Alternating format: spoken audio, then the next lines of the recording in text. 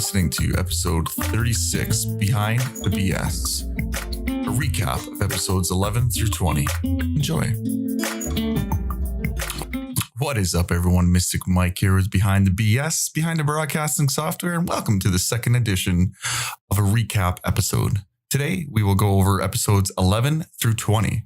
Up first is Mossy Praz. I know I probably butchered that, and I know he'll forgive me. We asked Mossy what his favorite thing about streaming was, and he gave us a very good answer. So have a listen to Mossy Praz's answer from episode 11 with Mossy. What is your favorite thing about streaming? For me, I'm a person that likes to, sit in the background. I do a lot of music projects on the side, so I sit in the background most of the time. I'm in the production studio where I'll writing music, things like that. But I'm never on stage anymore. Like back when I was little, I used to want the rock star life and stuff like that. But now I'm cool in the background. So streaming gives me that opportunity to be a little bit out front, but still be back behind the screen. Yeah.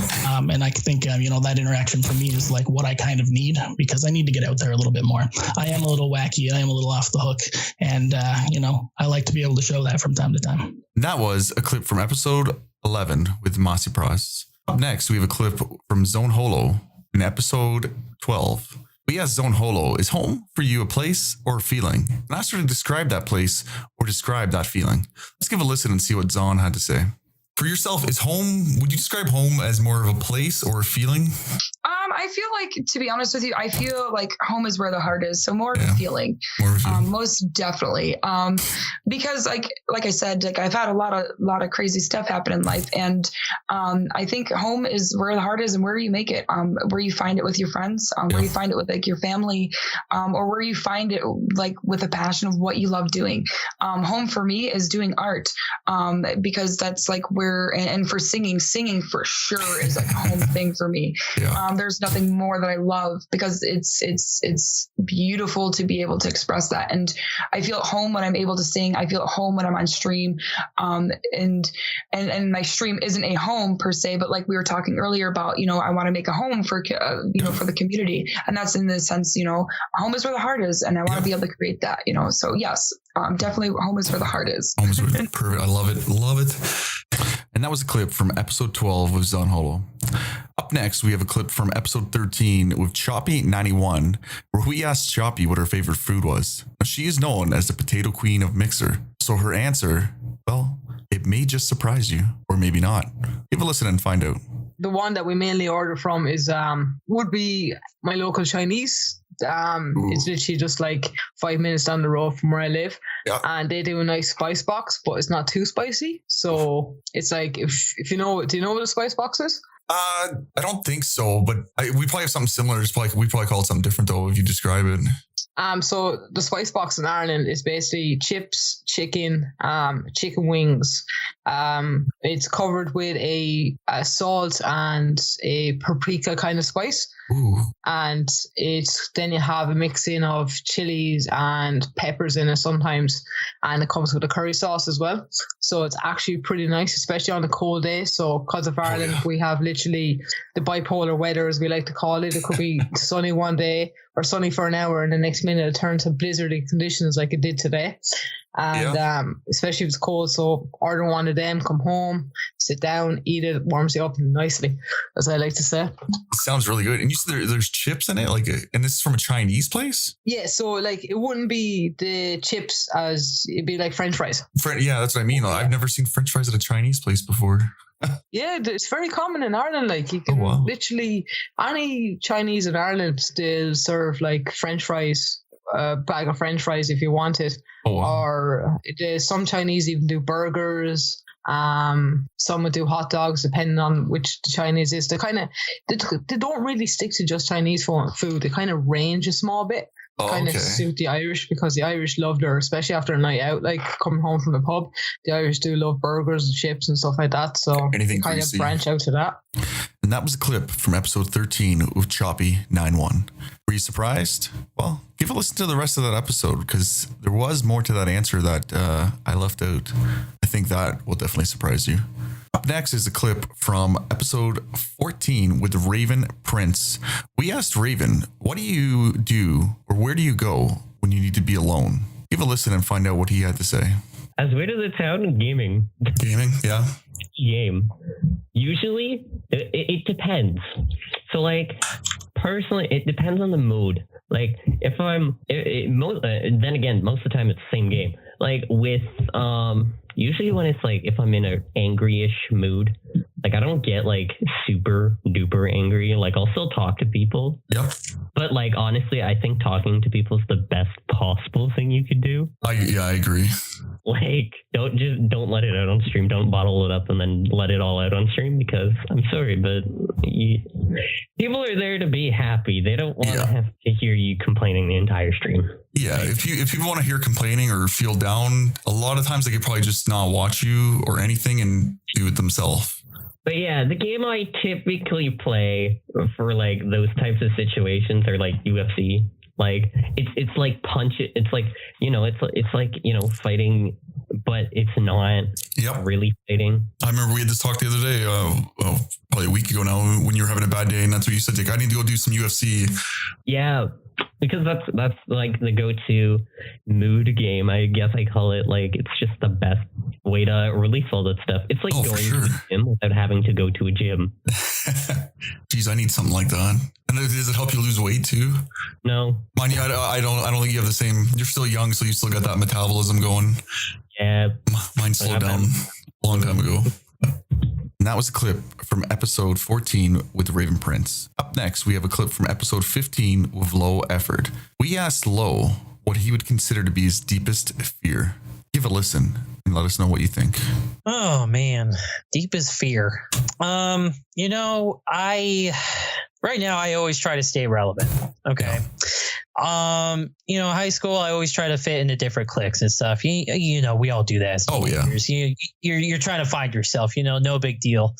But you know, like when I was working with Safeway for 9 years, I guess I always operated under the idea that like I'm always replaceable, and that somebody could take my spot any day. So I need to do what I can every day to stay relevant. And I've even taken that into my current job. I'm a delivery driver for FedEx. Where's my package? No, I'm just joking. You know what's funny is with the snow, I'm not going to get mine tomorrow.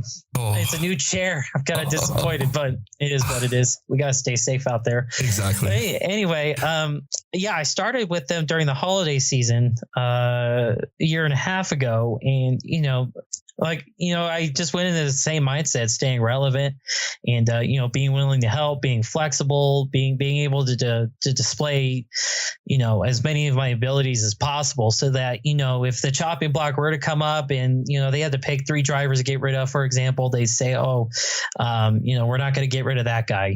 He's been great for us and yada, yada. So I guess as far as like, not just work, but any part of life, like I don't want to feel like I don't belong somewhere, and I don't want to feel like I don't want to feel like I'm replaceable. So I'm always working to make sure that I don't get close to that. And that was a short clip from episode 15 with Low Effort. Up next, we have episode 16 with Catalay. We asked Catalay to tell us something that not many people know about her. The answer or answers will definitely surprise you. Give a listen. Next question. It's kind of a fun one. Tell me something about yourself that others might be surprised to know about you. Oh, Lord. I've done so much. Okay, so like I never could make up my mind on what I wanted to do until I got around like wrestling and like streaming. But so actually I did autopsy technician shadowing, which is kind of like you go to somebody, they evaluate you, and you actually pretty much just slice open people to study who have donated their bodies to science. So I did that for close to 2 years. And I was a child star of some sort when I was smaller. Yeah. Really? The commercial I did shows. Yeah. It was so weird. Like there's headshots of me somewhere out there of me just wearing like 10 pounds of eyeliner for my headshots when I was like 5. It was such a bizarre time. It was. What commercials or what commercial did you do? Can we find it? I have to find them. My mom, I know you know how like you kind of have to record everything from the VHS and like the TV like way ago. Yeah. My mom is the person to have them, and I'm trying. She lives really far right now. She lives like close to like 9 hours away from me, and I would love to like record those into a DVD and post them on YouTube. But I did like Welsh commercials when I was a kid, and like it was gross. I think that's why I don't drink the juice anymore now.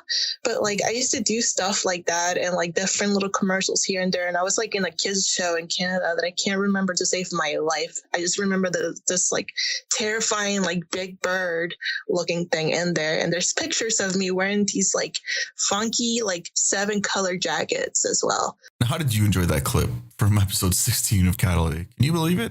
Child movie star in our midst, people. Make sure to drop a follow on her and ask her if she's gotten that Welch's commercial yet for us to view. Go ahead. Let's mixer.com/Catalytic. Up next is a clip from episode 17 with Takani, where we asked Takani the stupidest joke she's ever heard that still made her laugh unconditionally. Give a listen. I know some of you, most of you, will know the answer. So actually, this one's kind of funny, and I've had this one prepped because I say it at least twice a stream. I like to break it out, and it's the one where my mods are like, no, don't do it, and I'll go into my mod streams, and then they'll be like, please. I'm like, I got a joke. Are you ready? And they're like, no. So it's so Weasel walks into the bar, and the bartender says, well, I've never served a weasel before. What can I get you? Pop goes the weasel. It's so dumb, but it's so funny. It is, yeah. I'm so hilarious. I was gonna say I just heard that the other day, and I was like, "Where?" And I'm like, "Yeah, it was your stream." Yeah, like it's my awesome. Favorite joke ever, and like I'll just say it all the time. Like when that popped up, because it popped up from my dad joke thing, and when that popped up, I'm like, I gotta tweet that so I can remember that for later. And I tweeted it, and then I just said it like a couple times that stream. And they're like, "Please stop!" No, I'm just like, it's so great. Oh, it just pop goes the weasel. I just can't get over that. Such a dad joke, 100%. And the way she delivers it is just, it's perfect. That was a clip from episode 17 with Takani. Up next, we asked Miss Contagious in episode 18 what her favorite thing about streaming is, and we talk a little bit about Overwatch and Paladins. Give a listen. What would you say is your favorite thing about streaming? My favorite thing about streaming is meeting new people in my stream. As like playing the game is fun, but seeing new faces and playing with other people, like I'm not a big time single player like some streamers should just play single player games. But me, I love interacting with people. I love playing with others just because so I can learn from them and they can learn from me. That's usually like my biggest thing. Yeah. So interacting with my viewers or playing with my viewers on streaming, that's like a big thing for me because you learn a little bit from everyone and what to say to someone so they won't upset them, what to say to someone, make them happy. So that's pretty much like my biggest thing is the playing the game and then meeting people.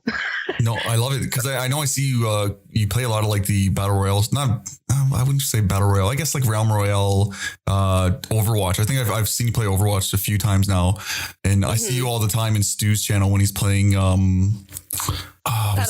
Paladins. Yeah, I still need to try that one. But I see you, and you usually end up carrying the team as usual. Oh goodness! I'm gonna have to jump in one day with you guys because I've never touched that game, but it reminds me so much of Overwatch. Yeah, it's super fun. Definitely having a good time playing it. So for sure, you definitely should come in here. I should. It's free. It's free. Is it free? Yeah, it's free. Oh, good. But yeah, I'm definitely gonna have to give it a try then. I didn't know. I thought you had to pay for it. I was like, I don't know if I want to buy another Overwatch style game because I love Overwatch. But I was like, I don't know if I want to buy another one when I'm already so invested in the Overwatch. But if it's free, heck yeah. I'll be downloading that today. Yeah, I think Paladins is more based off of Smite just a little bit. I don't think they're really towards Overwatch. It's because people, so far, like a lot of people I know, they think it's. I wouldn't think it was Overwatch at all, even though it kind of looks like it. You're moving a siege and stuff like that, but I think the people who made it is off Smite. So I don't know. Myself and Miss Contagious continue on for at least another 30 to 60 seconds about Paladins and Overwatch. It's a good conversation. Sure to give a listen to hear the rest of it. Again, that was episode 18 with Miss Contagious. Up Up next is a clip from a really fun one with Runaway Lobster, episode 19. I didn't really ask her a question. We kind of just went on a tangent of having fun with our voice changers. Not much more to say than that. So give a listen, and I guarantee you will be in tears from laughter after listening.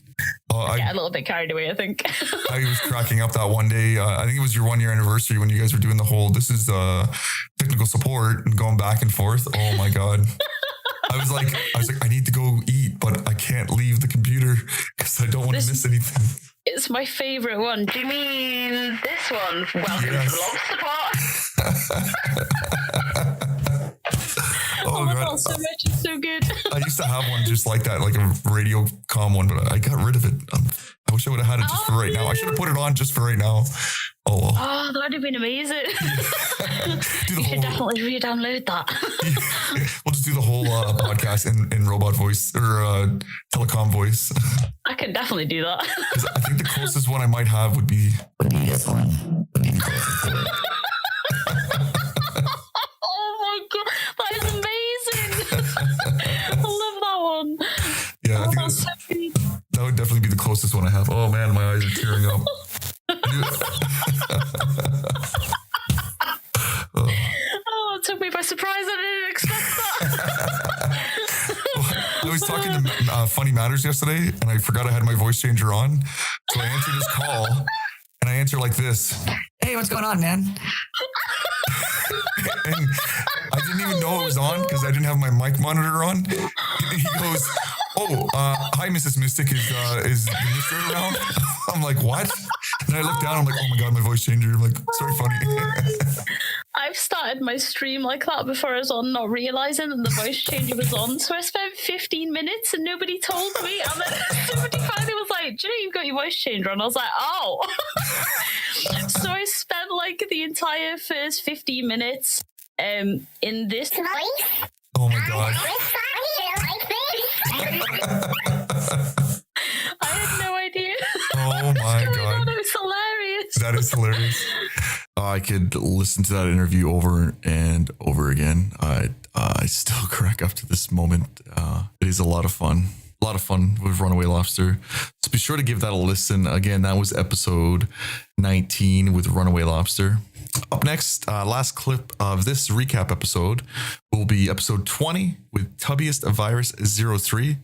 I asked Tubby as to if he could be doing anything other than what he's doing right now, what would he have been doing? Give a listen. It's a really, really good conversation.